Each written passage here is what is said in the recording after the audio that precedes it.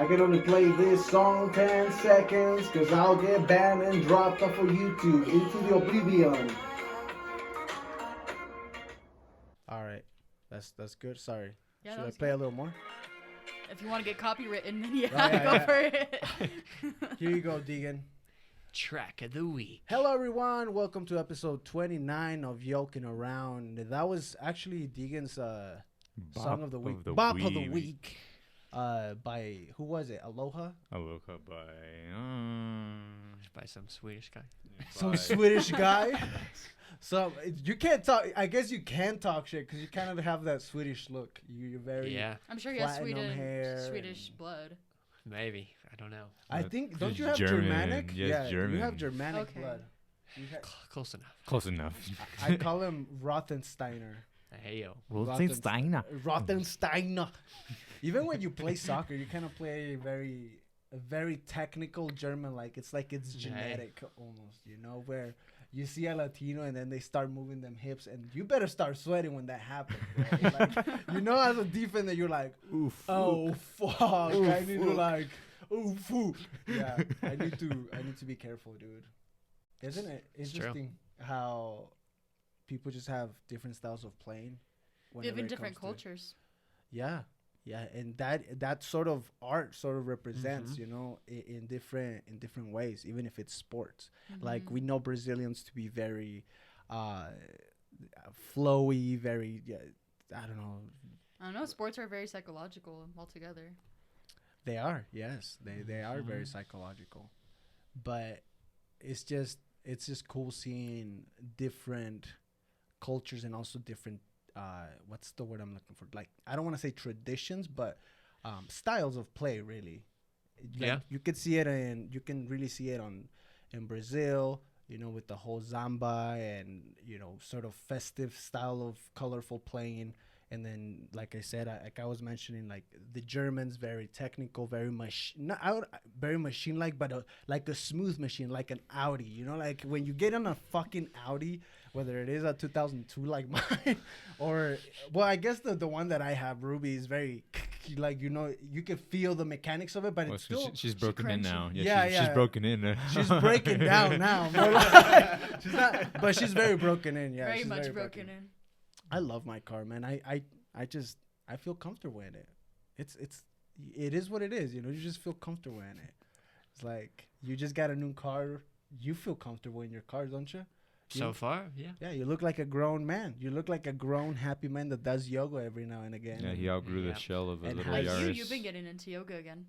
Yes, actually. I started when I dabbed in a little bit in throughout my life, but I took a class this last senior year. My senior year, yeah. Well, a year ago now. A year ago, yes. Yikes. I took it at the university, and the teacher was really cool. She was so freaking flexible, and she was like if I could describe it, she was like one of those dragonflies, like very thin, very like sort of majestic when she did the flow of the yoga. It was very fucking sick, honestly, and I just looked like an old man trying to stretch, you know. But little toot here and there trying to make a pose, but bro, you start getting better at it. You really do. If you take your time, if you know, take the time to develop and really put your mind and soul. I know it sounds very cliche when it comes to yoga, saying that kind of thing, but you really have to like invest yourself and say, why am I doing this? Well, I'm doing this because I want to feel better. You know, stretching your bones, stretching your your muscles, just has some sort of, I don't know, some sort of magic to it. And it happened for me. I was kind of skeptical at the beginning, and then there was one time where I was just very tense, very tight, you know, and I took it in the morning, so I was just super tight.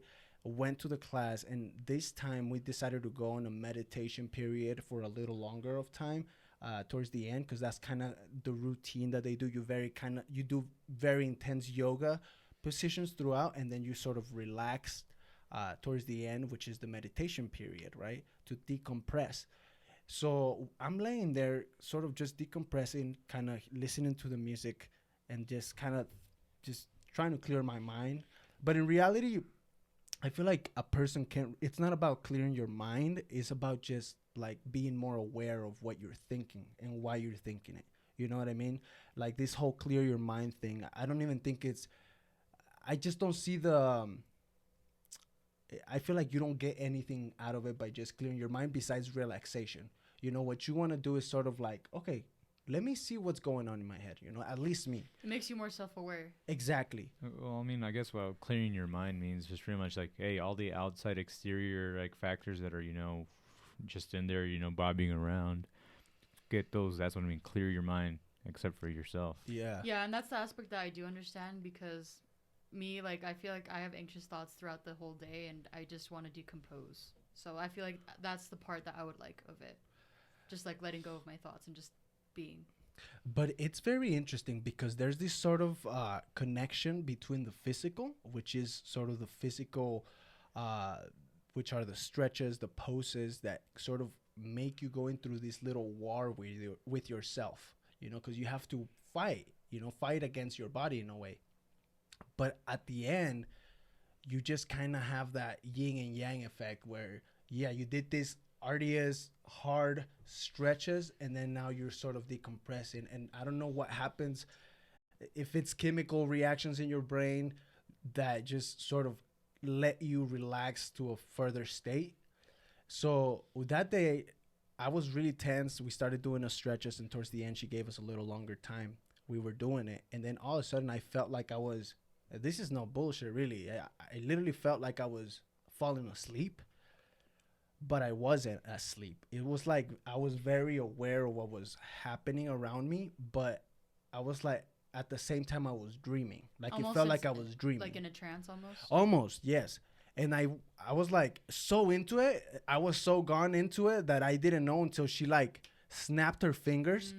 And then, okay, guys, wake up. And I'm like, what the flip was that? No, imagine this, the level that she's at of doing all this process where she knows, hey, this turn off, it's time. Yeah. She's like, it's time. And then everyone else will, people that get lost in the sauce, if you could say, they just get lost in that zone. And, well, she's like, all right, hey. Yeah. Welcome back. And the cool thing is that they let you, like, that's the point. Like, that's what they wanna, like, yogis I'm not professional, but I would expect that's kind of like the epitome of where they want to take you. They could go in and go out whenever at will. Exactly. Well, and like understand it. Well, I've heard like yoga and meditation more, in a sense, is meant to prepare you for death. Wow. Prepare you for death. Deep. Honestly though, like being at peace with yourself and the idea of expiring. We tend to be so afraid of dying when it's just another step in life, man. Yeah. I was actually having a conversation with my cousin last night about this because she says that like her worst fear is dying.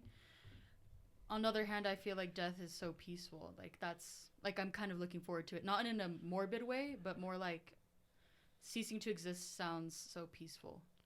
Yeah. I mean, it depends on what kind of way you lose your life. It could be a really harsh one, tragic moment, which then you're looking forward to, like, put me out of the misery type of deal. Yeah, like, I would hate to be that one of those people that are, like, suffering. I'd just be like, shoot me. Or in that case, I could see what she means. And then there's others, well, you like, what is there? You didn't even know what the heck. So could you be happy for it, or are you just going to let it happen? Yeah. It's just, I could see how it could be a step for death. A lot of people believe that just like we can't remember or don't feel or do anything before being born, that the cycle of life is the same after. But I mean, you never know. That's the beauty of life, really, having this big question. It's cool because we have a question that nobody has really gotten the answer to. What is death? Yeah, or what is we know why we fear it. I've been reading that book by Ernest Becker, and The Denial of Death. The Denial of Death, and it's basically all it is showing you and preparing you the ways of why death is really not that big. Like it's nothing to be afraid of. Very interesting book. The dude, literally a journalist, went to visit Ernest Becker, this philosopher, in his deathbed. And in his deathbed, he basically told this guy, basically spit everything that he had, threw up everything on him, you know, in a, you know, not in a literal way, but, you know, philosophical way. That would have been very gruesome. Another way. Choice of words, man. And yeah, he wrote this book about the denial of death. Yeah, and didn't he like die a few days after that interview? Yeah, I think that's the craziest part. It's very like if you read the intro of that story is very bizarre. Yeah, it's almost like Ernest Becker needed someone to sort of take the torch and make this book, so that people would understand and have a chance to read. I recommend it if you are having problems just understanding life. It's a very methodical and psychological way of the way he sees it, and then he sort of humanizes it and makes it, basically it gives you the reasons why we think the way we are, you know. And it's a great book. Yeah, it's pretty dense though. Like I remember I just read the intro. I'm like, I kind of need a minute to like have that sink in. Yeah, it has a lot. And so don't rush. Yeah, no, it's one of those things that you want to read, you know, little by little. And, yeah. And I feel like sometimes when we read books, we just want to rush through them. We don't really savor them. A sense of urgency. But at the same time, there's so many books, so many good books out there, and so many bad ones too, that you just kind of fall, you know, into that sort of rush without wanting to. It's just by nature almost. And would you say it's one of those books that, I mean, if you were to read it again, it would be even a whole different meaning? Or would it be one of those books that if you read it again, it's going to just go down further into depth of what was already given to you? Oh, man. I feel like it's very, like you said, I think it's both, honestly. I think you can find different meanings within the books and the lines of the books and the message. As you get wiser, I'm assuming, but also it just continues to expand on that, you know, because basically what he does is it's theoretical things that he believes the human mind goes through. So when it comes to theory, you know, that there's different schools of thought when it comes to psychology and philosophy. So if you go into one path, then everything else keeps sort of expanding. You know, he just probably gives you the intro of what it could be, you know, and it's just, it is a good book, to say the least. It is a good book. But yeah, I got into stretching and yoga recently, and every morning and before work, I wake up. I put on some YouTube, you know, there's this guy that does men yoga.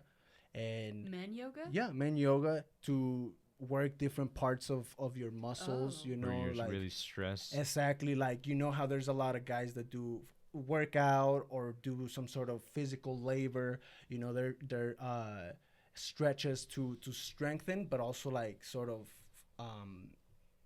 stretch those little muscles in your shoulders, back, pecs, stomach, you know. And I don't know what it is, but every single time I've been showing up to work, I show up with a clear mind. The same thing happened when I would go from yoga to my acting class afterwards. It was an improv class at 8 a.m. I would see everybody tired as fuck, dude. Like, just tired. Understandable. Those guys work really hard.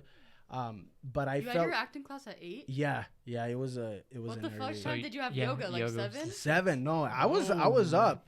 And you know what? I've made it to most classes. If it wasn't snowing. Yeah. No. I mean, it's just like everything. It's just like everything. You have to show up, you know. I wanted to show up. I hated it, but I had to show up. Yeah, Love-hate relationship. I would show up, do the stretches, go to my acting class, which was another fun class. And I don't know. I just felt like I was sharp in the class. It's an improv class, so I wasn't like, I just felt like I was fresh in my head, you know, and it was pretty cool. Them creative juices were flowing. Yeah, dude. Early in the morning, dude. Just like morning wood.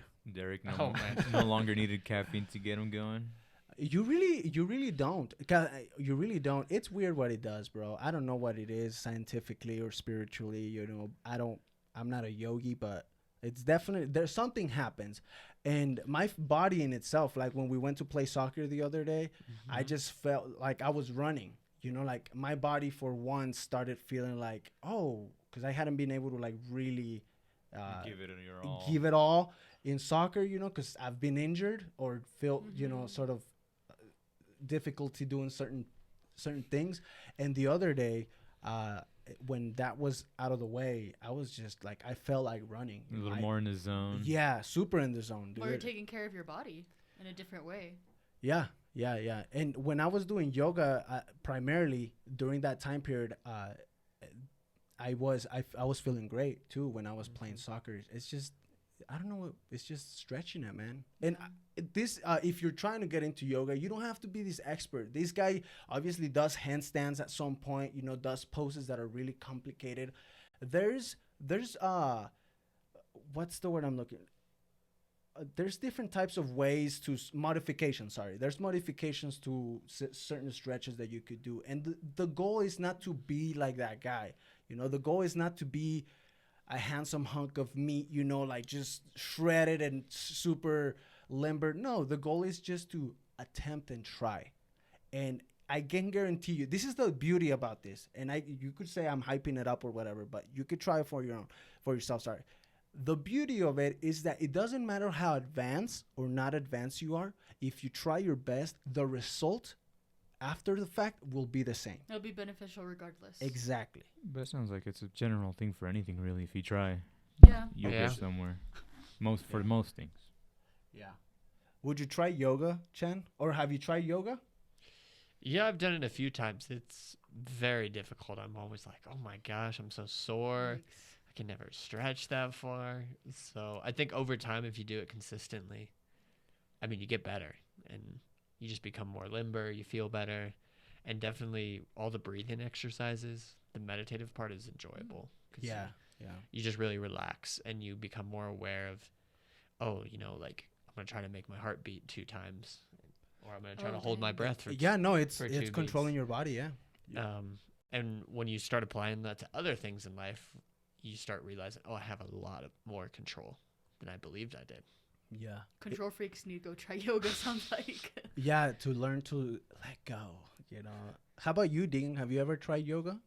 Never. You're pretty limber yourself. You don't look like a guy that's stiff when I see you running around or whatever. I mean, you're young also, you know, and that helps a lot. No, I'm serious. You're young, and young and limber. His work, too. He's pretty active. Yeah. And then you're always in motion, too. So you're not like... previous injuries I just picked up not to freaking be so damn, you know, square. Yeah. Well, yeah. I mean, I went back in school, just 7 years ago, back in high school. I was pretty athletic.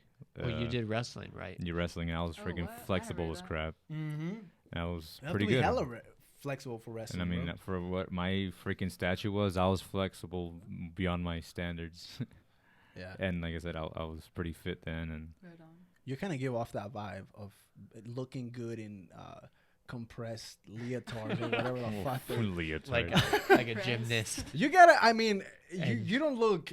I mean, they're like weird looking clothes, man. Like, why can't they just do it in like short shorts? Why do they have to be? It just has to be skin compressed because I mean they can pull, or is that what it is? More than anything, it's just for aesthetics, but so that do you guys use cups, or is that just your straight dick print on the side? I mean, you just got your compression shorts underneath. I mean, I've seen people just freaking straight up just freaking onesie type of deal, you know, just like compression shorts, just fucking put for anything. It's just so her hands won't fucking catch anything and provoking something. Squeeze somebody's balls. No, not that. It's not like as in like No, I'm just fucking with baggy clothes. I mean, when you go reach for something, you want to go what you're going for. You don't want something to get in your way. I'm gonna grab that ass. I'm trying to grab that ass. Hey, I've wrestled some girls in my life. So really? I was gonna ask you that. Wow. What was that experience like? My first time. I mean, this chick was supposed to be a top shot. I mean, this is my first year wrestling, right? I freaking just got thrown into it. They're like, "Hey, you should be good." And I'm like, "Why? You're pretty scout." I'm like, "Okay." I mean, so she was good. Never in my life I fucking wrestled, but either way, this is like at a freaking regional tournament, and she was from Rifle, which is I've never heard of her before. Yeah, it's being a small town for those. Yeah, and she was big dog. She was a freaking like post-secondary like state champion. Oh shit. And freaking well, either way, I mean, we did the thing within 5 seconds. Done. What were your thoughts? You were done, or she was done? Like, she was pretty scout too. Like, her family was into it. It was like a family thing, But I mean, you're still a dude. But you didn't have any technique, though. I didn't have technique or shit. It was all just freaking for me at that moment. Yeah, it was for more strength and technical skill. But my basic, my 1, 2, 3 skills that I had they were freaking pretty cool. Did you feel pressure at all to like go easy on her? I mean, no. Our coach. Or to beat her, even No. because they're if she beat you, I don't know what I would have done. No. Because watch, look at this. Look at it this way. My coach has a daughter, right? And she's super into it. It's a family thing as well. But dude, she was freaking like those tomboys. She freaking didn't give a shit. She knew she was a girl, but at the same time, she's like, I don't want you to think of me like that. Like, she would run you down, whatever. Yeah. And the coach said the same mentality. He's like, they're here for a reason, That's true. Yeah. If they want to freaking compete, there it is. You gotta give it your all. Like, I feel like it's almost disrespectful not to do it. And for sure. I mean, if they're trying that much, why won't you? Yeah. I mean, I didn't take any like mercy on her. Like, not saying that I'm freaking just. No. Down, I mean, there's a difference. There's a difference between. I mean, I gave her what I gave her, and well. Yeah, you weren't like ill intention, is what you're trying to say. Like, I'm gonna give it my best shot. I'm not gonna like obviously. I'm not gonna just do something dirty or I'm gonna stay within the boundaries of the sport. You know what I mean? And that's really when it changed over, because I'm like, I took out a big dog, and like I said, she was a big dog. Well, the only reason I asked you that is because, correct me if I'm wrong, but like my mentality is that a guy would think there's two sides of it. If you lose against a girl, they'd make fun of you, like, oh, you lost against a girl. But if you beat them, you're like, oh, you beat up a girl. Yeah. But like I said, everyone there's no double standards in that sense. No one judging that you're there in that environment. Okay, no one's judging. Like it's like, all right. Because I said, like, she was a good technical wrestler. She had some meat on her too. So I mean, she was a scout. Yeah. So easily she was no better than I was. Gotcha. If anything, she was better than I was. She was better suited, but I mean, I was just a little stronger, which I just kept my ground. Yeah, and then it almost defeats the purpose, because a lot of it is technicality, right? Like that is more. Yeah, you could have freaking tree trunks freaking, fucking going up, and those motherfuckers, just because of their heaviness, if you know how to, just move with their flow, and just read them. Hey, he's gonna step forward. That momentum, I gotta use it with him, and it's all momentum. You gotta just use it with those heavier guys, the lighter people.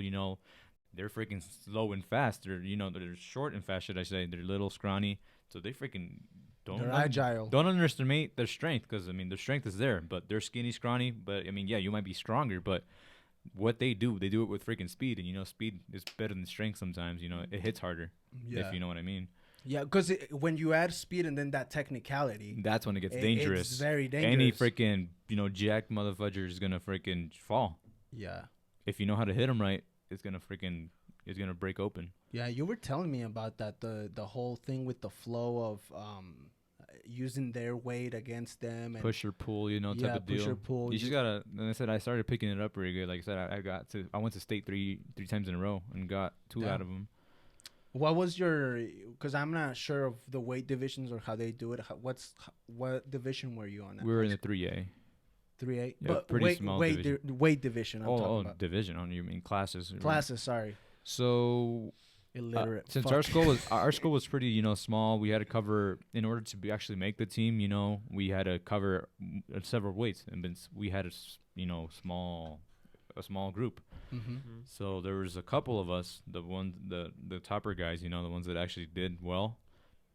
Coach asked us, like, all right, so how good are you willing to wrestle a couple more matches than you should?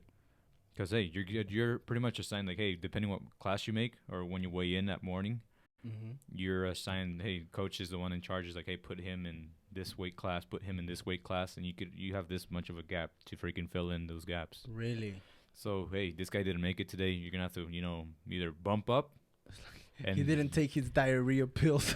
yeah, so it's kind of a harsh, mentality to think, hey, like just thinking about it, like, hey, you can't freaking eat more than you should. You have to stay in shape. You just restrict yourself so much just to make your. Were you at that level? Me never. No. I always wrestled with me. I mean, I've always stayed my weight. I mean, for me, I don't know how the heck it works, but I always stayed my shape no matter what I ate, whatever. I was always making. Lucky bastard. I was always freaking. I was eating freaking McGriddles in the morning on the way to freaking wrestling, and coach is like just freaking shitting on me. I'm like, watch, go. Dang. Must be fucking nice, vegan. Your announce over. He's like, there's a freaking 5 ounce freaking limit of weight, like a gap. 5 ounces. Holy shit, man! Not even a bag of weed, man. 5 ounces. Hey, did you ever see guys do like? No, there's guys freaking working their butt off to just sweat that 1 gram or whatever the freak it is. Really? No, my bad. 5 grams was I forgot what the fucking thing was. The thing is that it was a small margin, all right? You either freaking get bumped up or you get bumped down. Even if you're freaking over or under, even if you're under, you'll get bumped down. According to your coach, it's up to your coach. Could that be done strategically, like knowingly that, for instance, you might be dropping down, but you kind of sort of keep that same strength? Well, that's how I came into play, because I was a point getter for our team. Like, my technicality wasn't there, but what I did, I gained points like crazy. I never was a guy that freaking pinned people. I mean, I did, but I was freaking. I bet that feels good, no? Fucking pinning someone down, pinning another man down. I mean, when they get on your nerve, you're like, you know what? That's enough. Yeah, it does, but it's like, it's that relief. You're like, all right, it's over. That's so interesting. So, do you? Whenever you start getting heated, what was your method at a young age? Because I mean, I know that if you get heated, a lot of people lose their cool. Well, that's when they can fuck up because of that. Well, you guys know me personally. I never really get heated. I'm just a melatonin guy. Just keeps it chill. Like, even through the weirdest situations, you'll find me in Yeah. You keep your cool pretty good. Just something weird about me that like everyone was like, "What the hell's up with this guy?" He was just straight. I was just a stiff arm right there. I'm just like this, and these guys over here, freaking getting into the little pose and crap. Their ninja poses and shit. And I was just the calmest person ever. I'm just literally almost standing here. These guys attacked. I just got them, and they were down already. I'm like, so it was just weird. The people thought of it as weird because how was I prepared without being prepared? It was like very unorthodox. Exactly. The way that you stood. The way I wrestled was weird. That's why I was a point getter. Because I read the people more than anything. I just read them. Because I was just seeing what the hell was happening, and that's why I was like so calm, just trying to see what the hell was gonna happen. And as soon as it happened, I'm like, oh, my turn. It's like you kept the simplicity of things, which is like what you aim for in every sport. Well, yeah. I mean, simple. You could get so close-minded when you're doing that, though. Like, you're like, oh, I gotta take him down. I gotta take him down. I gotta take him down. Like, yeah. Then you just don't think of what the hell. You don't process what kind of freaking like moves you have to do, or in certain situations, how to get out. Their goal is just, I gotta get him down. I gotta get him down. Yeah. Wow, that makes honestly a lot of sense, especially like if you compare it to soccer, because the thing in soccer is like making it simple is the hardest thing to do. You know what I mean? And I feel like you had that down from the get go. But I don't know if you might have continued, that sort of might have gotten sort of fucked up in your head, and now you're overthinking everything because you have all these repertoire of skills that you could apply, and then you don't end up applying anything because you don't know which one to use. Exactly, right? But that's just me in general, though. Honestly, that's I'm an overthinker. Yeah, felt that. Overthinker. I think Miguel. Shout out to Miguel. He posted something out. He posted like a video, yeah. Yeah, it was about like how overthinkers, you don't tell lies, or I don't know if it was lies or don't tell something like that. Don't tell lies to an overthinker because then they'll start trying to find holes until it makes sense to them. Until it makes sense. Mm-hmm. You know what I mean? And I don't have that problem. I don't know. I don't overthink that way. I definitely do. Like there's several. Yeah, I've seen that. And I've seen it with you too. But I don't understand that concept of overthinking something. Well, for me, it's more than anything. It's like trying to understand, because I'm like, it could mean this, but wait, it's them. You gotta understand them better. So it could be this. I'm like, nah. You should start creating scenarios which are just bullshit, but just trying to help yourself understand what just happened or what's going to happen. Coming up with like little hypotheses of exactly. You're trying to find a conclusion that you can't conclude. You know, you're just trying to find a freaking just round off the freaking chunk of meat. You know. I think mine comes from self-hatred, to be honest. What do you mean?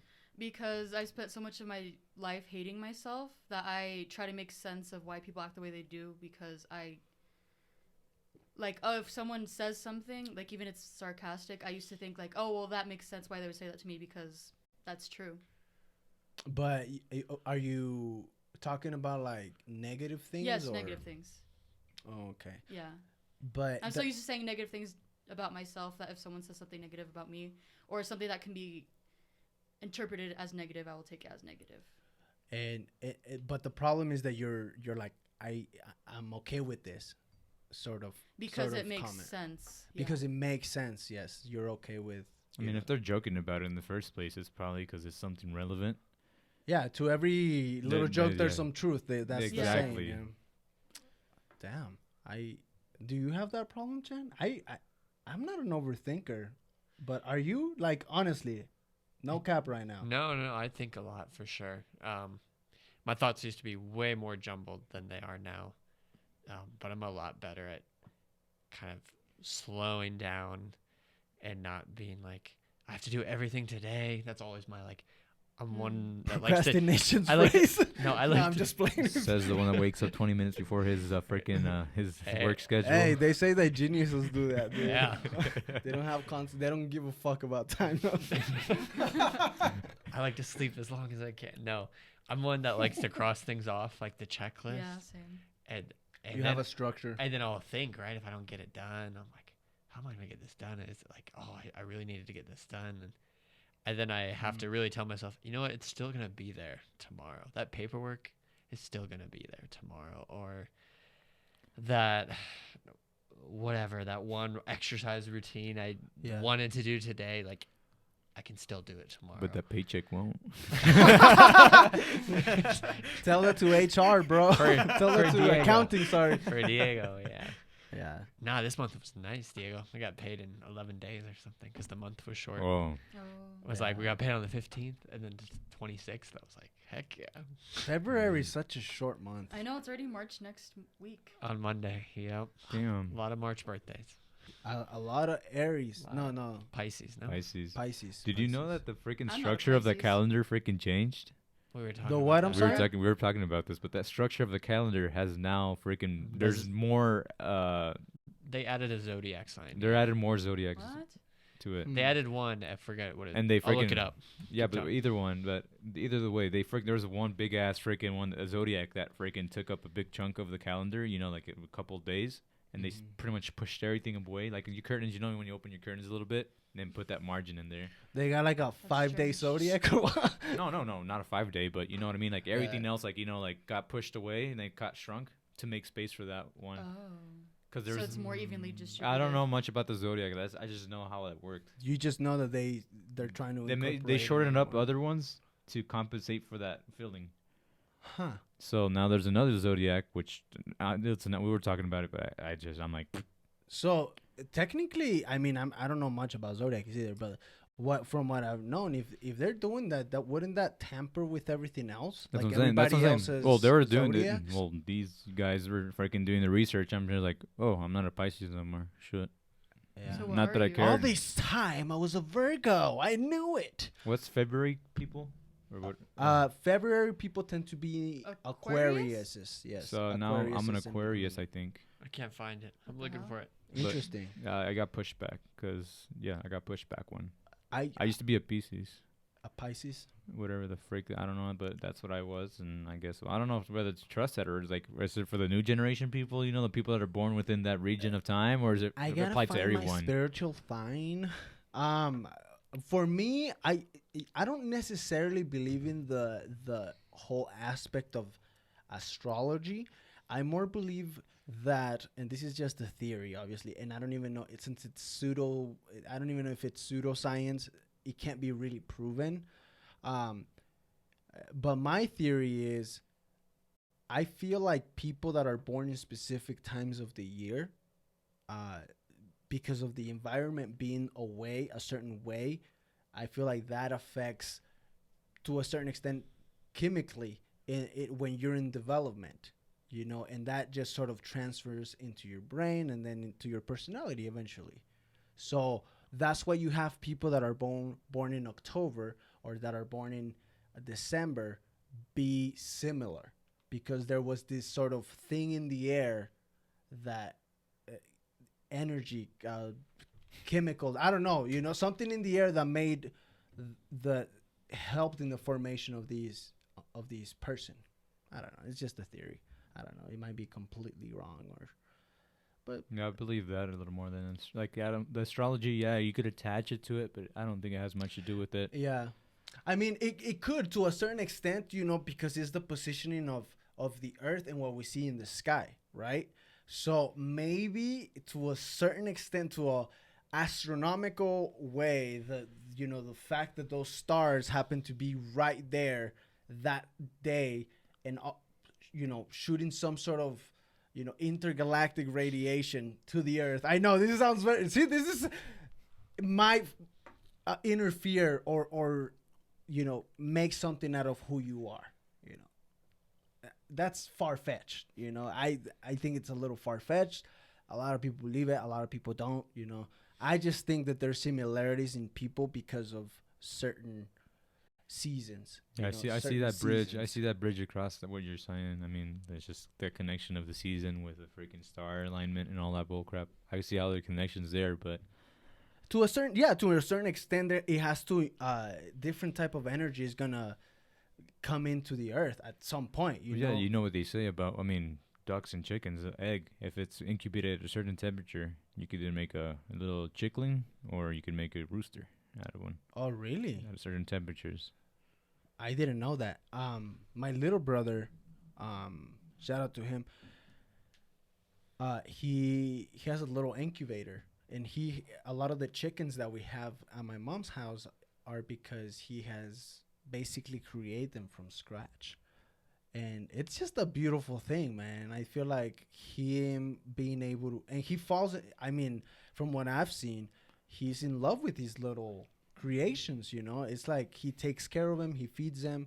That's sweet. I don't see, at least I don't see it, him saying like, no, Mom, I'm not going to feed the chickens. It's like he feels some sort of connection with them. And that sort of thing is really, really interesting. Talking about incubation and that's as far as I know, I mean, even at a young age, like I'm just thinking about freaking being able to do that kind of stuff.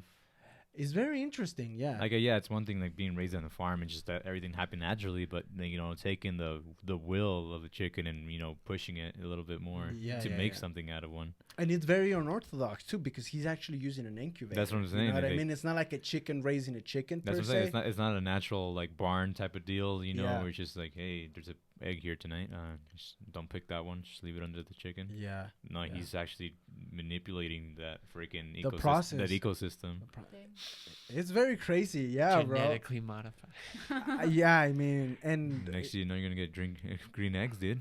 Well, those eggs. Every time I go to my mom's house, she gives me like 2 dozens of eggs, and they're completely organic, and I mean, no bullshit on them, no. It's been the same chickens for so long that if there was any sort of modification on it, it already probably decayed down. You know what I mean?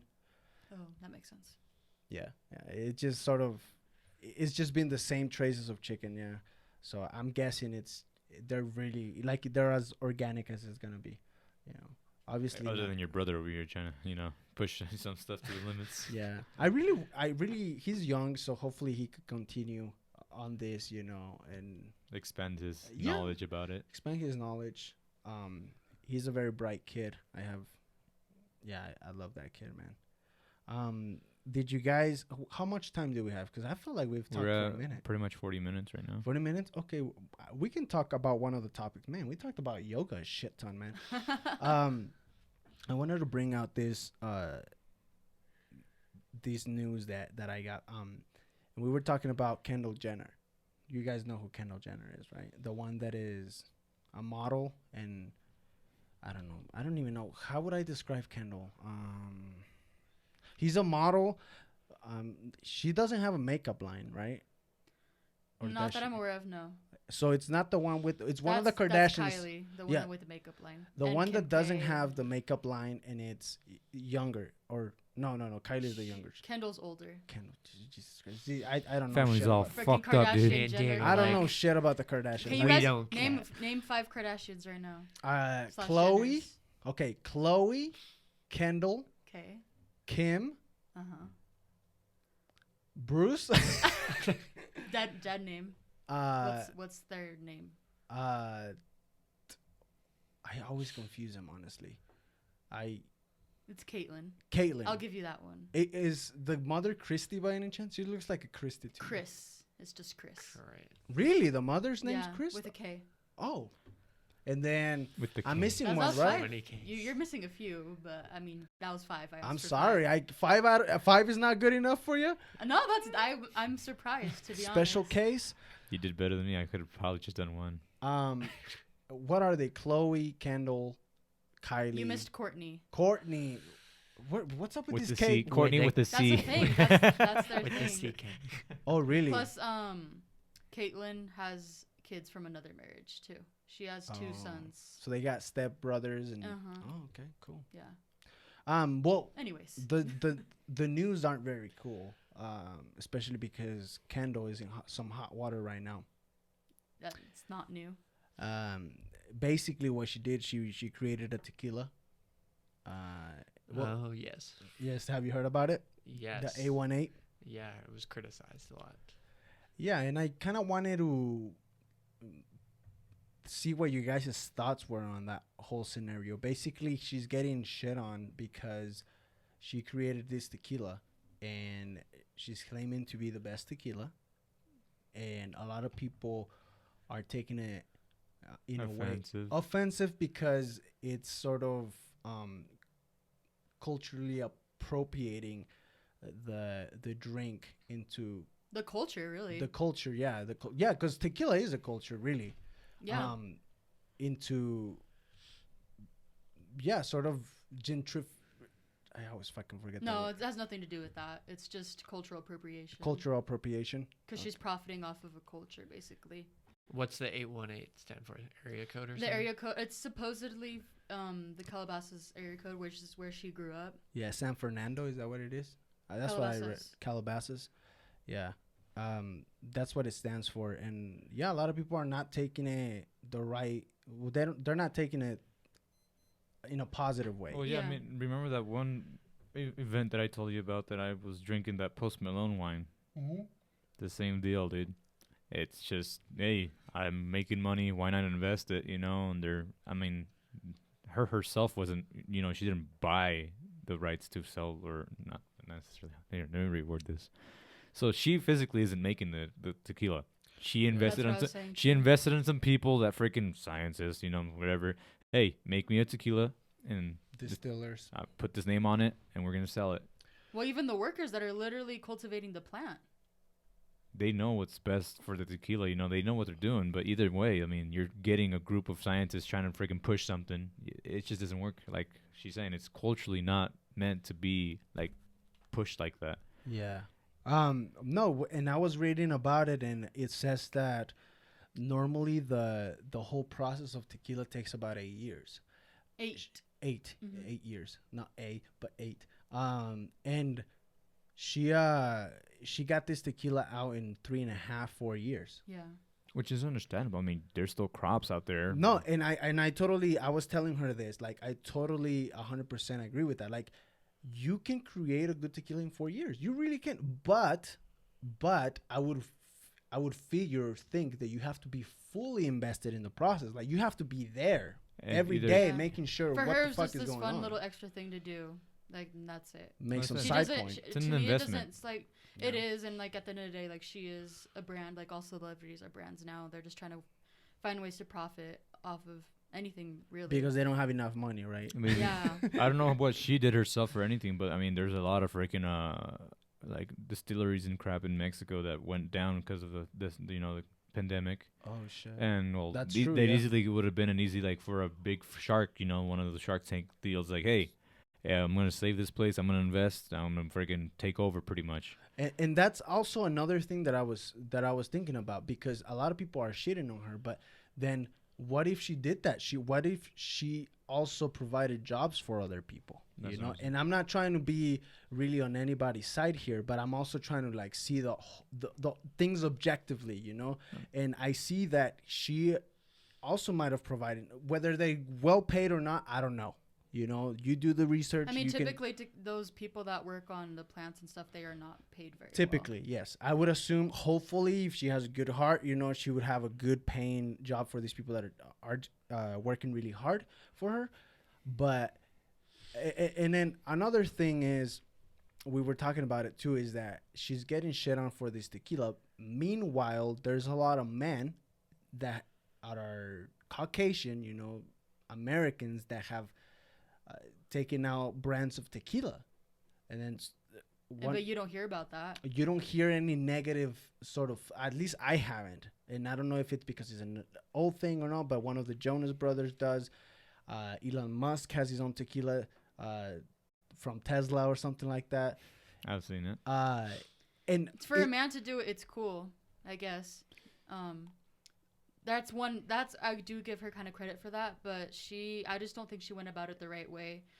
She did it to make a profit, not to appreciate the culture. Yeah, she did. If she actually would appreciate the culture, Yeah. she would invest time into advocating for stuff that our gente is going through, basically. Yeah.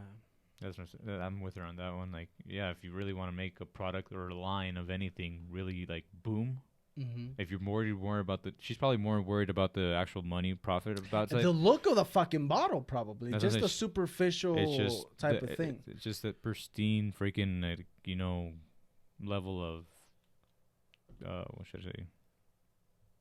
She just wants to see the clout. She just needs to do more research. Like, this isn't the first time that she's been in hot water for things similar to this. Like when she had that Pepsi commercial back in, I want to say 2017. Do you guys remember what was that? No, you were gonna tell me about that, but so basically, Pepsi was trying to do like a promo for basically like the Black Lives Matter movement, trying to be like, oh, like this is uniting, like let's be together.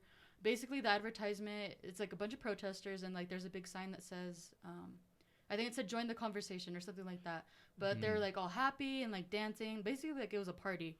And they had Kendall Jenner on the side kind of modeling. She wasn't really paying attention to them at first. Like, she was taking pictures. And she was wearing a blonde wig. Sounds very like a very weird commercial. Yeah, no, it was very weird. And you can watch it. But so then she starts noticing, like, the people protesting and, like, marching. But they're, like, very, like, not what protesting is about. Like, they were, like, very It's like a carnival. It's like a carnival almost. Okay. Yeah. That's a good way of explaining it. But basically, she started noticing, and then she kind of was like, okay, like, I'm going to go join them. So she takes off her wig and then kind of starts marching in front of them, kind of like their leader almost. And then she has this Pepsi. And, like, all the protesters are going towards this line of cops. The cops is kind of very still, like, This is like a Super Bowl kind of commercial deal. That sounds like something that you would be on the Super Bowl. Because that's very already planned out. If Pepsi's intricate. Involved, I mean, yeah. So basically, she hands the Pepsi to a cop, and then like after everyone starts cheering and like, oh, like we're together, blah blah blah.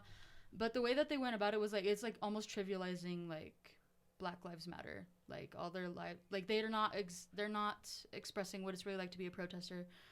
The negativity or behind black it. Even they're, yeah. The crudeness, because there is crudeness behind that movement. The crudeness is the police brutality aspect. Yeah. And I think Pepsi, you know, being a brand and not wanting to, don't even step in that fucking water, man. If you're a brand like that, don't even step. Because if you're going to do it, you have to make sure that you have first of all, the knowledge. Second of all, the balls to do something so, you know. You really have to execute it correctly. Or else I feel like they could have avoided that whole thing. I'm sure they didn't even, like, do... Well, just the fact that getting a white female as the... Yeah, that's what I was going to note that, too. It's just kind of like, is that the right move, you know? You know, Nike did it with Kaepernick, you know, and that sort of thing that set well with the people that were, you know, behind it. Because he's an important figure. Exactly. For the movement. Yes. And then obviously he's history. ethnic as well, you know, he has that connection culturally. And, you know, if you're a girl from Calabasas, you know, no disrespect to Kendall, but I mean, it's just... I don't care. Disrespect her. Like, what are you doing? Like, yeah, that's not okay. I mean, I know. It's just, you just got to be careful with that type of stuff. You know, be a secondary character, you know, if you want to be influencing, but like be behind the scenes, you know, take a seat for once. Take a seat and be involved. You don't even have to be in the public eye. Just do something. You have power. You have money. You can do something with that. They can change lives. Don't make literally. it a promotion. Basically, they can influence people. No, they have a huge following, whether it is little girls, aspiring models or whatever, businessman, businesswoman. Obviously, be just more thoughtful about it, you know. And we have to get in their shoes too, you know. They maybe they are not aware, maybe they are aware, but they just don't know how to. Be fully aware of the situation that's going on in reality, because they live in such sort of dystopian sort of reality with the lavish life that they have, you know, that it's just kind of hard to really connect with the shit that's going on in real life, you know. And they hear about it through fucking Twitter or, you know, something that's trending, and they try to have some sort of, I don't know, comprehension of it because of it. But oh man, just stay behind the scenes sometimes. And Pepsi used to make great soccer commercials, by the way. You know, so it's not that they have bad commercials. But what did they do a commercial with Shakira or what was that for the World Cup? Yeah, the World Cup. That was Coca-Cola. Was that? Yeah, Coke. Yeah, one of them two have the rights to it. You have the rights to. I think it's. I don't know if it's Coke. Is it Coca-Cola? Yeah, they have the rights to the Mundial, to the World Cup. Oh, what? Really? Oh, yeah.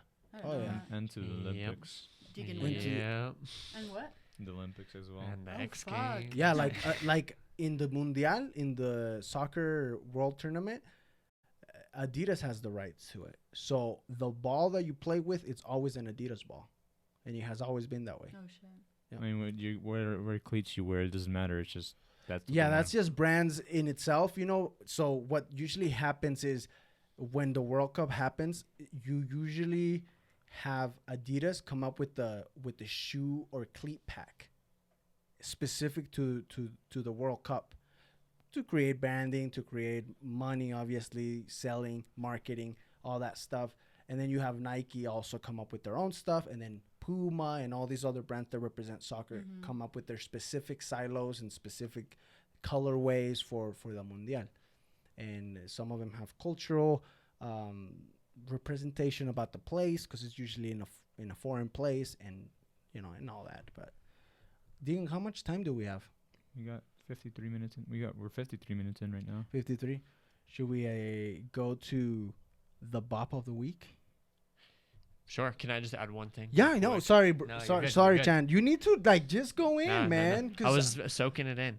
No, but what you guys were talking about earlier with influential people, celebrities having a lot of power, it just makes me wonder when or if should they use their voice, because I hear you guys talking like, oh, that's not appropriate, but also we know that they can change a lot of people. Yes, but you know, a lot of people out there point of view, you know, they just think about status, you know. They think that if they were to take some wrong step in anything, they could lose their fame and everything, you know. Your haters are gonna be there no matter what, you know. Always 100%. So either you want the haters with you or want the haters against you. I mean, it's on you though, but in that sense, you know. Right, essentially not to glorify themselves, but you see these organizations know they have to take, the NBA says we got to take a stand on social justice because our league is 70% black, and if we don't say anything, it looks really bad. Correct. Like if we just take a back seat. They just take a look at status, and that's when they step in once it starts affecting them. But if it doesn't affect them, they just let it be more than anything. Right. Yeah. So because it's led by I'm sorry, but white people. It really is. I'm sorry, but it really is led by people, the people behind the scenes, the people that hold the powers. The federations are white, Caucasian man or woman. It's just. I don't necessarily think that influencers that have a big following have to use their voice necessarily, but they have to use their platform. Like if it's not, like for example, like Black Lives Matter. Like if it's someone Caucasian, like give your platform to a black person, like to speak. I agree with that. Take the passenger seat for once. You have something. Just be creative with it. Don't be just. It's almost lazy. It's almost like It's a waste. It's a waste because it's like. And I know that the person in front is the one that has the clout, the movement, but I feel like people would take it a lot better if they sort of said, hey, I want to put you as a representation of what I want to be, I don't know, what's going on in the situation, and I want you to take the place, the sort of the baton to represent me in my platform. Access to their audience. Exactly. Like, it's just, that's all we're asking for, man. Like, just be more mindful, take the passenger seat sometimes. Oh yeah, I mean, like in that sense, people have been, like, hey, statistics show that who knows what else, and like stats show, and these tests show, like fuck the test, fuck the status. I mean, yeah, it helps out, give you square numbers, but numbers don't really matter in this shit. It's freaking people. Yeah. People are people, and they know what the fuck they feel, and numbers aren't going to tell you that. And a lot of people attach themselves to that, to the numbers, like they try to be too pragmatic and objective. Okay, I understand that, but there's a lot of that shit that gets misconstrued, that gets sort of flushed to another way, or a lot of people turn their eyes another way, and they don't really see the situation, and then they sort of try to present. Yeah, this is where like that kind of like, hey, office kind of guy. He just sees numbers behind the freaking desk, while there's actual people, actually working with their hands and shit out there. It's just how it's looking for me.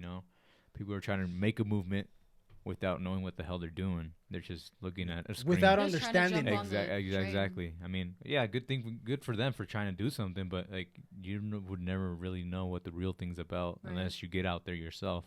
Yeah. And that's what Chandler's saying. Like, hey, just standing by it ain't gonna do shit. Get involved. Yeah. Get your hands dirty. Get involved. Yeah, my friend said an interesting thing.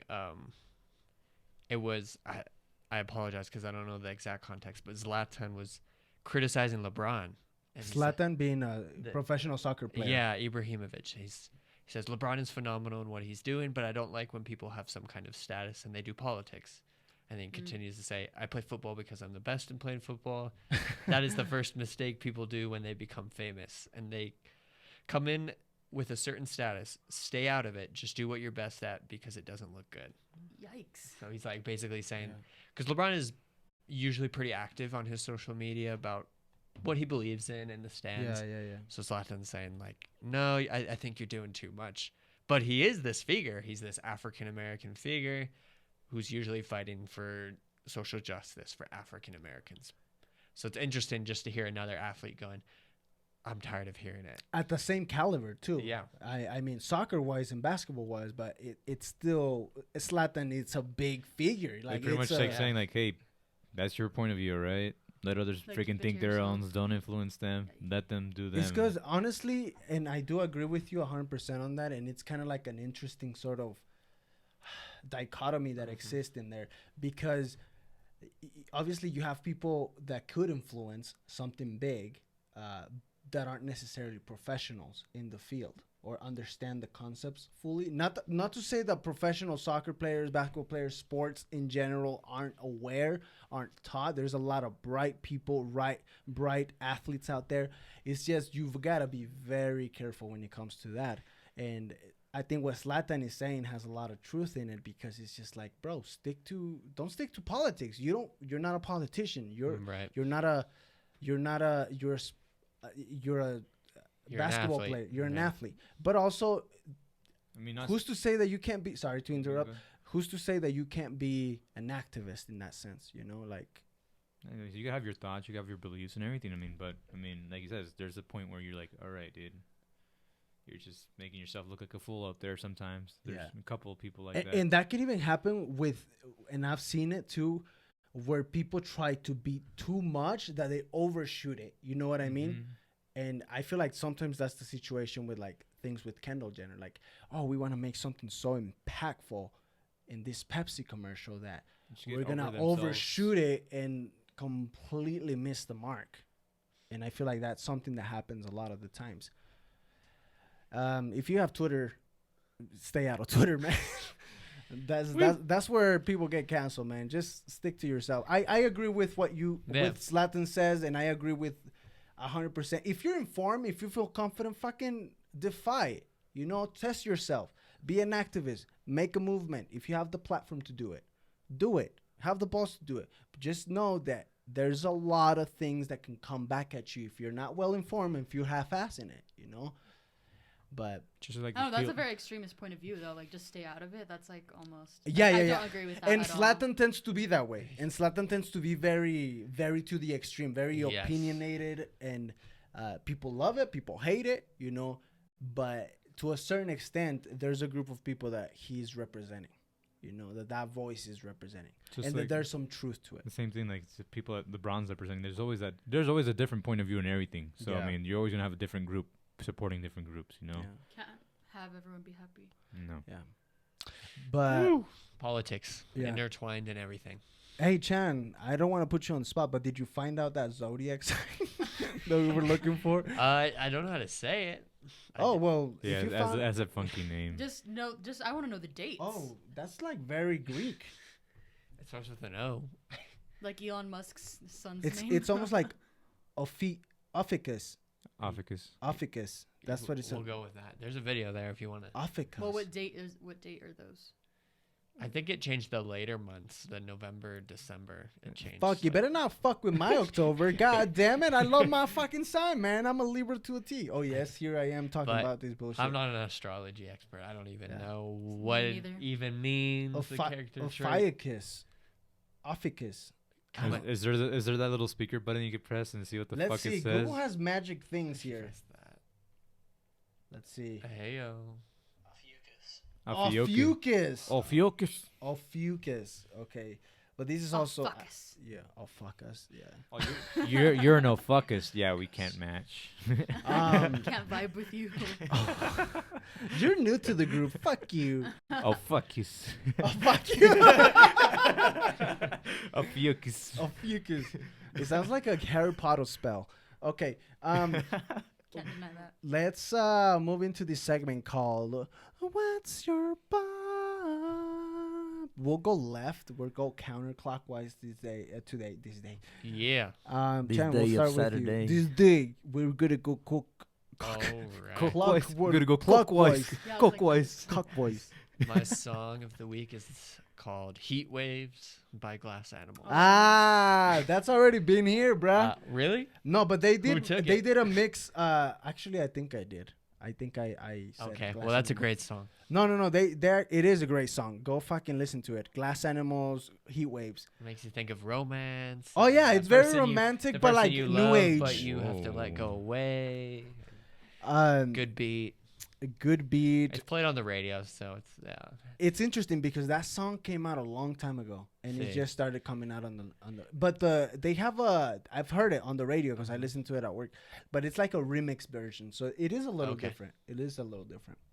And then we have the opening song of Aloha, but I don't know who sings it. So who is it? Deacon? By Mom. Mom. So it's like home, but with an M in front. Mom. If I get this correctly. Dope. Yeah, Mom. Yeah, M-O-M-E. Nice. Oh Cool. shit. Cool. How about you, Deanna? What's your song for the week? Your Mine pop is for the week? Called Chewing Gum by Blood Orange, featuring A$AP Rocky and I don't remember who else. A$AP Rocky. I'll find out and I'll put it. I heard this song today, and I liked it. Maluma. It's called Chocolate Dang. by Maluma. Has a good beat. Chocolate. very chocolate. chocolate. Did you say chocolate? With or without nuts. Chocolate or Chocolate by Maluma. I recommend it. And soon, maybe next week, every single time we have an invite, I'm going to have this sort of new segment called the Crush Rush. Mm-hmm. And what we're going to talk about, or what we're going to have the person that is in front of us talk about, if they feel like talking about it, is a specific time where they had a crush on someone and how they went about it and how they deal with it. And how the outcome yeah, was. exactly. How the outcome was. Maybe they married. Maybe they married their crush, or maybe you know. Smash and dash. No, you know you'd be simping over crushes, dude. But with that being said, guys, thank you so much for tuning in. This has been Yolking Around episode 29. Hopefully you guys liked it. I know it got a little intense, a little deep, but we're sorry. We're not trying to offend anybody. We're just trying to. We're bringing out situations. Making a conversation out of it. But with that being said, see you next time, and stay weird. Bye. Stay edumacated. Ciao, ciao, ciao.